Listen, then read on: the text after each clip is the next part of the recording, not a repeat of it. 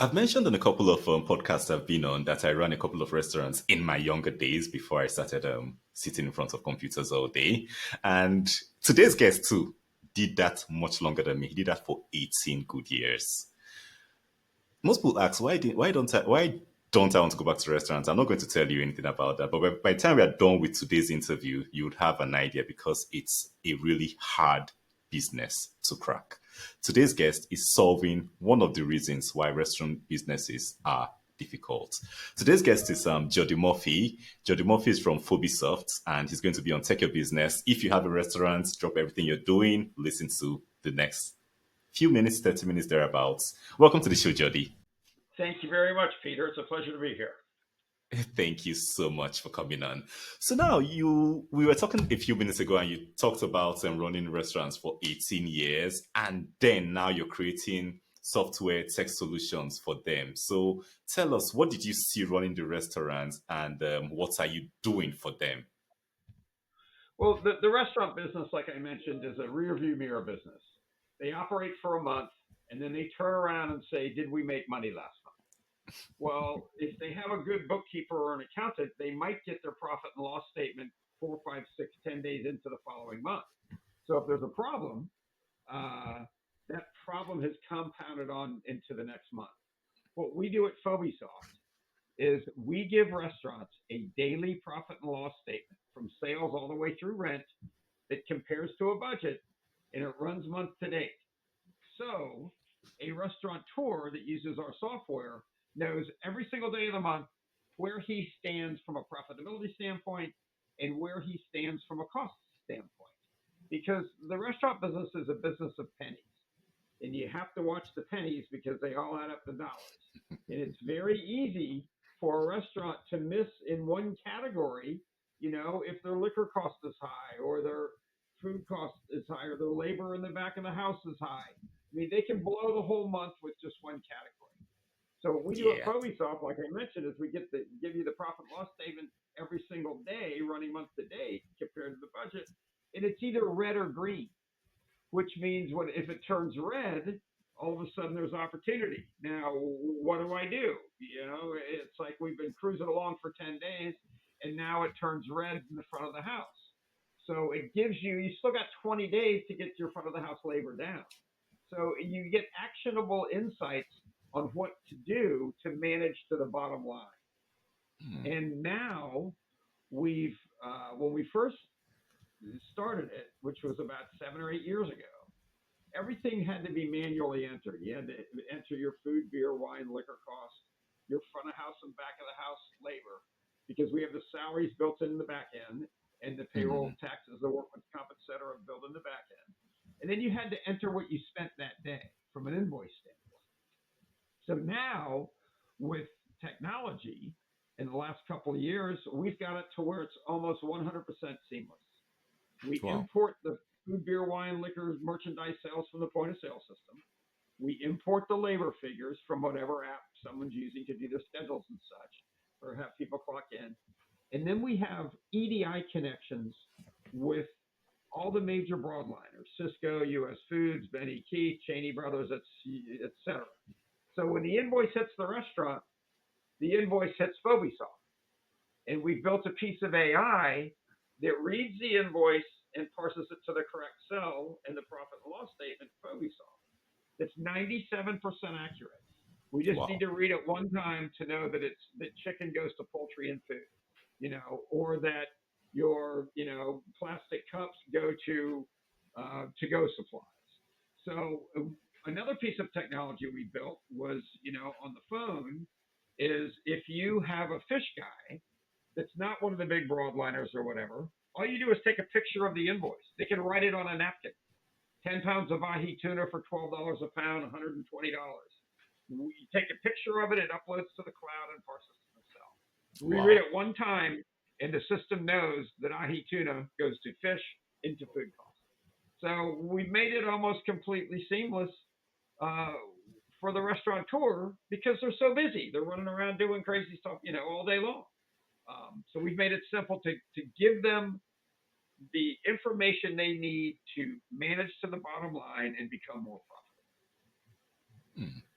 I think when you talked about the restaurant being a business of pennies, I actually laughed because I remember back then, before I first went into restaurants, I would look at the cost of raw materials and then the cost of the finished product. I'm like, oh, there's so much profit in this. And then I go in, I'm like, where's the money going? And I Exactly. realized the importance of this your software because back then when I used to do restaurants, we used to do our accounts quarterly, so every 3 months. So when things are going wrong, you won't know till probably 3, 4 months later. So having something like this, where every day you're seeing it, you're able to make decisions on the go every 24 hours, I can see how important that is. But now looking at the way restaurant runs, there are a lot of issues. There's HR, there's food wastage, there's spoilage, so many things going wrong at the same time. Right. So why did you pick this problem, this thing, profit and loss, compared to the daily budget as the problem you are going to solve?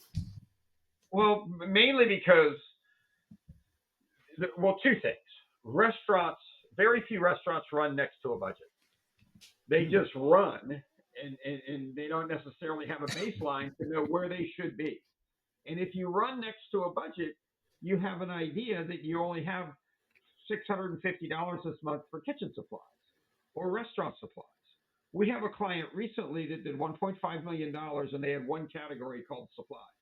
They spent $360,000 in 1 year in the supplies category. Now, at the end of the year, how are you going to have any idea what was in that category? But the reason that I started this was when I lived in the Bay Area in San Francisco for a number of years. I owned a group of restaurants called Long Life Noodle Company. We had six of them, and with six restaurants, well, how did I start my day? So what I would do is I went around to all the restaurants and I loaded a program on the computers in the restaurant. So at the end of the day, the manager put in what the sales were, food, beer, wine, liquor, what the front of house, back of the house labor was, and what they spent that day. And then they would fax these to my house. So to date myself, the fax. Then I would wake up in the morning and I'd have six faxes. So I knew where I should go immediately. If it's Palo Alto or Marin or Berkeley or stay in the city, I knew what manager to go spend most of my day with. So we could talk about the waste, what they're spending, etc. And today, you have an opportunity to pretty much get product almost every day. So should be able to manage it every day. So there isn't as much spoilage. And if your food cost is running high, I mean, what is it? Is it spoilage? Are you serving too much? Is it walking out the back door? I mean, what is it? And we also have a piece in FobeSoft called a theoretical food cost. So at the end of the month, you put in everything that you've sold in each item and cost it out, and it tells you this is what your food cost should be. And then you look at what it is reality wise, and it should be within a point or two. If it's more Hmm. than that, okay, then you have some issues. So it basically points out where opportunity is and where some of the problems might be. But here again, I mean, we basically do the majority of the work for the restaurateur. Even on the seventh of the month, we push the P&L to you, so you can say 7 days Wow. into the month, here's where you are. What do you Wow. think?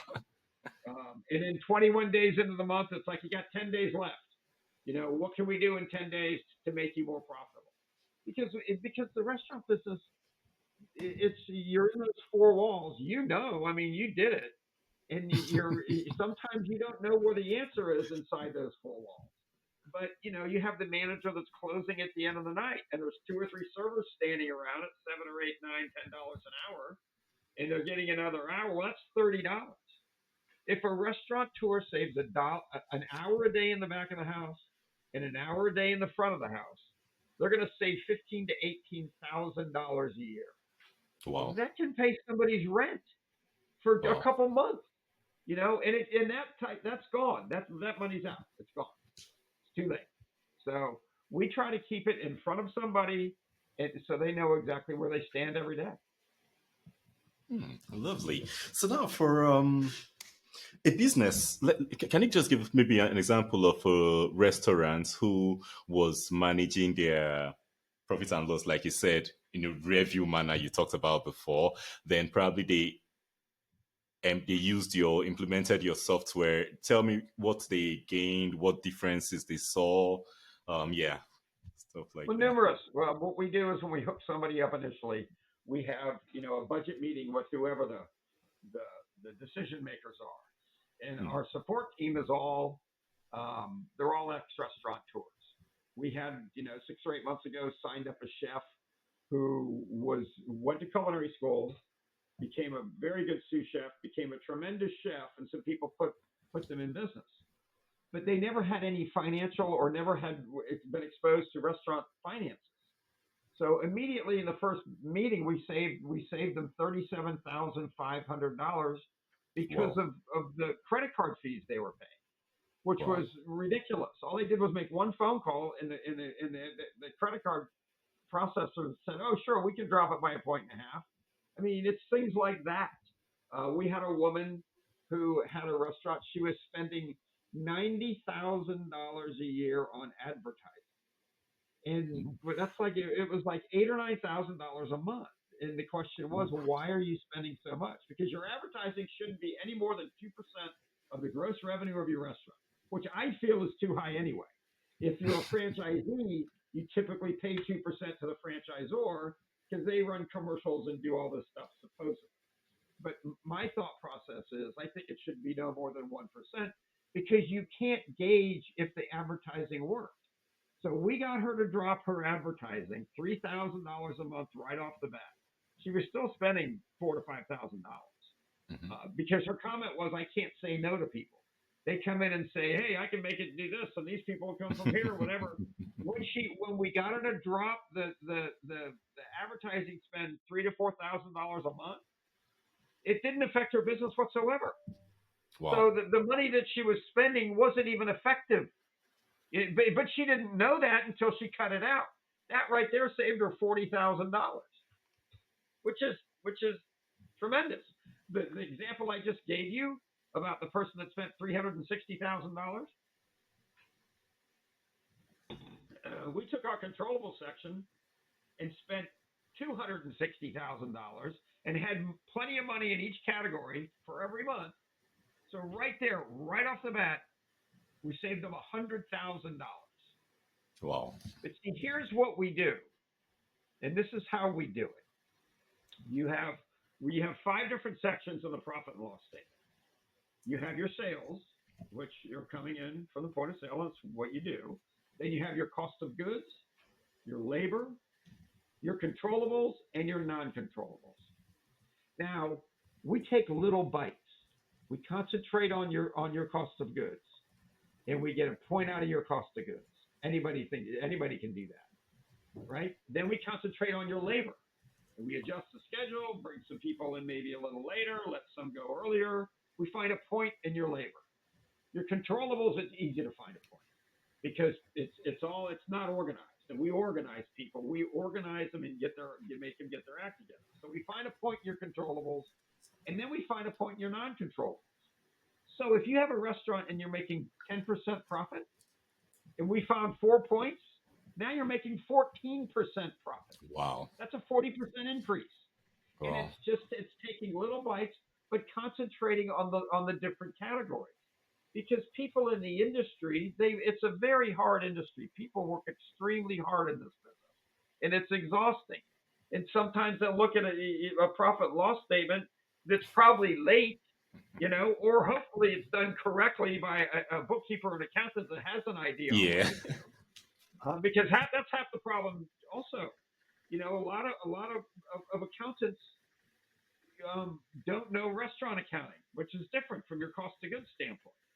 So, we organize people, we make sure things are being done correctly, and then we point out opportunity for them.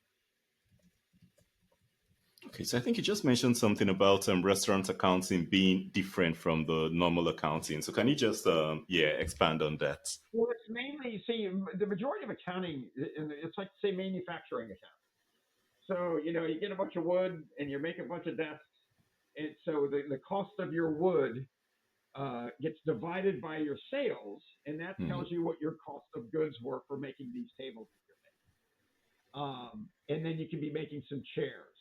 It's the same thing. The cost of making those chairs, the wood divided by what the sales were, that's your percentage of cost of goods there. But in the restaurant business, you have food, beer, wine, liquor, merchandise. So to figure out your food costs, it's divided by your food sales, not your total sales. Oh. Your wine cost is divided by your wine sales, not your total sales. Liquor by liquor, beer by beer, merchandise by merchandise.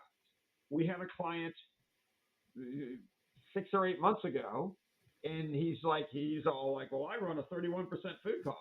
And I'm on the phone with him, and I'm saying, yeah, you run a 31% food cost off your total sales, but the reality is you're running a 45.6% food cost off your food sales, and that's how it's calculated. But a lot of these bookkeepers and accountants don't know that, or they're just using QuickBooks, and that's the default for QuickBooks.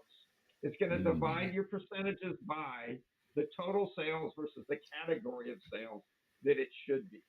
And the other thing, it's no secret that the restaurant industry is basically run on QuickBooks, but they don't give you the percentages.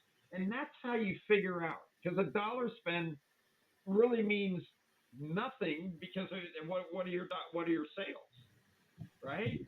I mean, when a minute ago I mentioned you shouldn't spend more than 2% on advertising. That's off your total sales. Now you can, when you do your budget, you can look at all these different categories and know what, like for instance, your repairs and maintenance. A lot of people, it's like, fix this, fix that, or they're in a bad building and they have to constantly be doing work to keep the upgrade there. You shouldn't spend any more than 1% of your gross revenue in your repairs and maintenance line. And if it is more, then you should be having a conversation with your landlord. It's like this building's a piece of you know what. You got to come help me with some of this. Lower my rent or fix this stuff.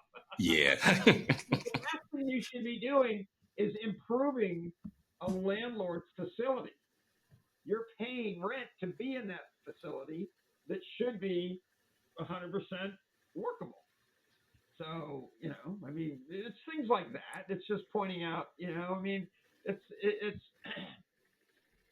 there's so many, there's so many categories. Like you when we organize somebody, and it's basically looking at each one. And when you can do that and break them down, you'd be surprised at how much profit you can find from all the different expenses involved. That's actually, I think, looking at it that way, it makes it a lot clearer. And looking at the past, I don't think we did that. Our bookkeeper back then did the whole food and food divided by food cost. I think it was just bulk. So I can see what you're Sure, saying. I'm sure. See, I was I lucky enough guess. in my early career. I worked for some corporate, people. Yeah. I worked for a big corporation that ran country clubs and private clubs.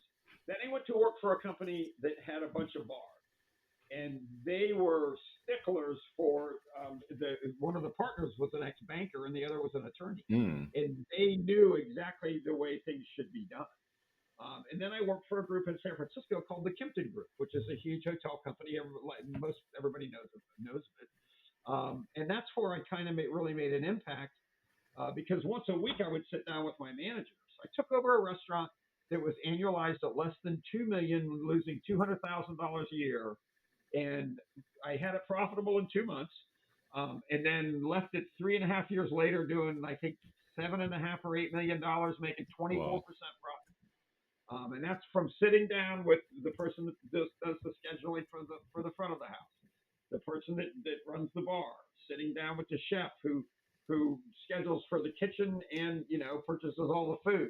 And when you start looking at that on a weekly basis and you have this information in front of you, it's amazing the decisions you can make with information that you have. Whereas if you just operate in your restaurant and it's a hope and a wish. I hope we made money last month. So Yeah. So now for I think you mentioned earlier how the system works, where it communicates with the POS system. You can take photos through the mobile app. So it communicates with your accounting system and everything else. But now for a restaurant owner, maybe they've heard about this, they're interested in this, but they're concerned about integration into their business because some of them are thinking, okay, it might take maybe a few days off or something. How does it work? getting them on board In the the in the system? very in the very first meeting, we hook everything up. So, for Oh, instance, there's just a code from your point of sale system that syncs with the code in FobeSoft. So we, get that information from there. And then the EDI connections with the broadliners, all the broadliners have an EDI connection. There's, a code there that goes in. So when the invoice goes to the restaurant, it comes to us. And the same with the labor. It's not, it takes our team, an hour or so to get everything hooked up. But once hmm. it's hooked up, you're hooked up. And then the other piece is, your invoices, because a lot of people, those people that buy from different vendors, and that's where our mobile app comes in, where you take a picture of the invoice and boom, it immediately goes, to the cloud and then to the cell. So it's the integrations initially a couple years ago when we started it, were a little bit difficult, but it's become, it's just a walk in the park now. It's not that difficult at all to hook people up. And for people that might use a different point of sale system, we have what's called an entry assistant. So our assistants will go in at the end of the night, pull the information out, put it into FobeSoft. So when you get up the next morning, you have all that information there. Hmm. We Nice. make it. We try to make it as easy as we can for Yeah. them. Yeah, because I think the restaurants, you end up feeling like an octopus doing so many things, and you don't want to hear any other things being added to your schedule. Exactly. So that's why we do it. I mean, and it's amazing. I mean, it's it's amazing when you can help someone increase their profit. Uh, Everybody wins. Yeah. Okay. Now, so for a restaurant now who maybe they are looking at their numbers or their operations and everything, what's the first sign that they would see in their numbers or their operations or whatever that will make them know they need a product like this in their restaurants? Well, when they do a demo, when they see a demonstration of what we do, every single person that sees a demo sees the value in it. Every single person, whether they sign up or not, they're like, "Oh my gosh." Some people think it's too complicated, but it's Mm, not complicated at all. We've made it super simple, but they think it might be too complicated because we have, you know, all this information there, and we have it daily. Like there's a storage locker where all your invoices go in, and it's it's it's not difficult at all. And for a couple $100, $200 a month to be able to get this information and have it on a daily basis. I mean, people waste $200, a lot of them every day in the restaurant business. yeah. Okay. So now I think talking about your career, I know you mentioned running a couple of restaurants and all that, but I didn't hear anything about being a programmer or anything. So I think let's go to the story behind how you built it. This. How did you build this? Well, what happened was I sold my restaurants in San Francisco and I moved back to Florida. I'm a cyclist and I was riding my bike one day and I heard Steve Jobs and Steve Jobs' book I was listening to. It said, um, if you can identify a problem and solve the problem, you have an opportunity. And Mm, that's what made me, because I had this FobeSoft idea in my head, and I used it with a graph paper and a pencil. But it was the advent of the cloud that gave us an opportunity. So that day, I mm. went to my office and I started making phone calls, and I found a programmer. His name's Raj. He lives here in Jacksonville. He's one of my partners, Well, and he has a team of tech people in India. And I told Raj, I showed him. We had a huge whiteboard, and I just started writing stuff on this massive whiteboard.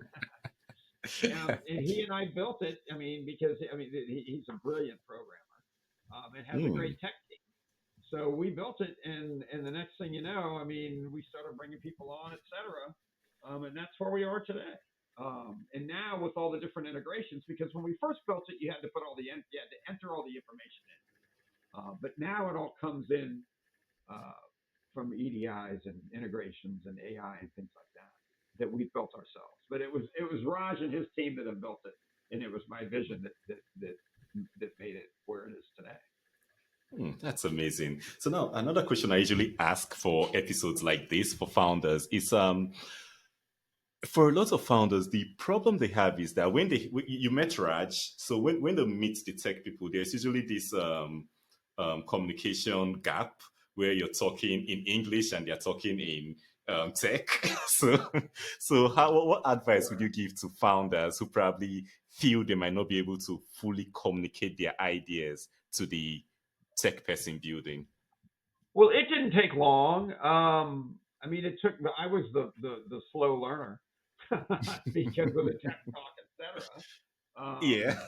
no, you know, the thing is to find a programmer that, you know, it's like for me, like I like to hang out with Raj. He's a great guy, you know, Hmm.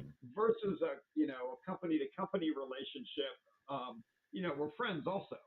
So I think that's part of the deal too, is, you know, it's not just the tech talk versus, you know, um, the English or whatever. Yeah. It's also being, you know, you want to be, because it's, I mean, we've been together for now 8 or 9 years. So, you know, you want it to be, you know, a good relationship also. Hmm. Okay.